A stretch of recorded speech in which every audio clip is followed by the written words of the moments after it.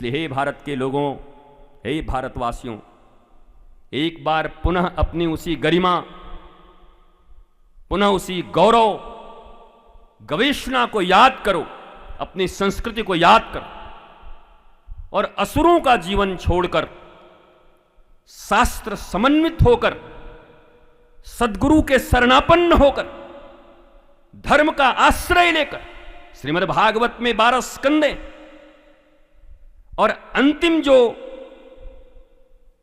स्कंद को आश्रय नाम दिया गया, आश्रय, निरोध, मुक्ति और आश्रय। आज विसर्ग की कथा चल रही है, सर्ग विसर्ग नाम है। अर्थात ईश्वर का आश्रय ही श्रीमद् भागवत का मूल फल होगा।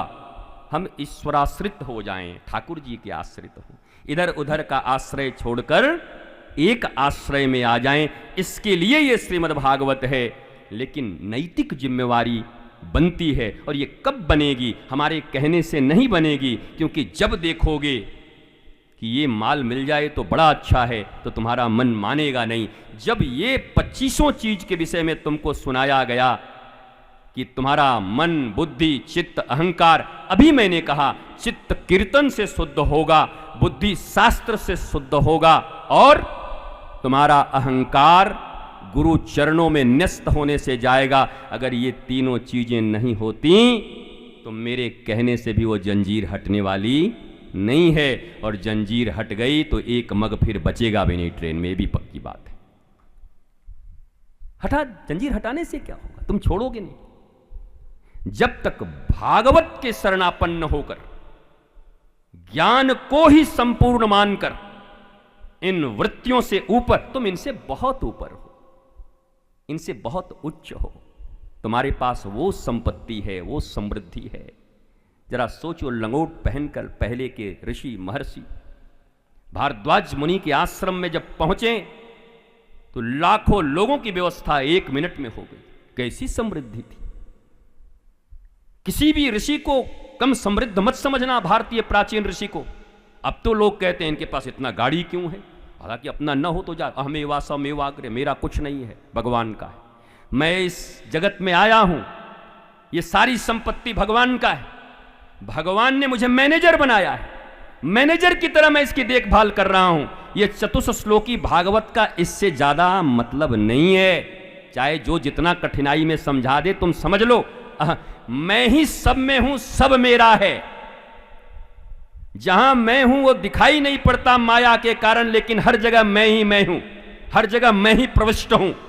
अर्थात जब ये भावना तुम्हारे भीतर आ गई, इस भाव से तुम जीने लगे कैशियर की तरह। इस दुनिया में मुझे कैशियर नहीं बताया था, बैंक के कैशियर के, हमसे बड़ा अभागा दुनिया में कोई नहीं। क्यों ऐसे क्यों बोल रहा है? बोला गुरुजी हम दिल्ली में और बड़े बैंक में करोड़ रुपया से कम कभी नहीं गिनते रोज। मतलब फिर? बोला अपना उसमें ठन ठन गोपाल है, कुछ नहीं, गिनते ही रह जा रहे हैं, दिन भर रोज गिन रहे हैं। बोला जब पूरी बैलेंस शीट बनती है महीने भर की तो 500 करोड़ का हम टर्नओवर कर देते हैं इधर उधर। हम कि तुमको? बोला 35,000।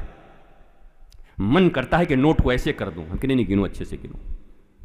कैशियर 500 करोड़ का टर्नओवर करता है, सरकार का है, अपना 35 मिला, मस्त अपने घर में पड़ा हुआ है, आनंद के साथ पड़ा हुआ। ये सारी संपत्ति परमात्मा की, ईश्वर की, सब मिट रहा है। अगर तुम में शक्ति है तो बचाओ अपने बेटे को, तुम में शक्ति है बचाओ अपने पति को, अमर कर दो।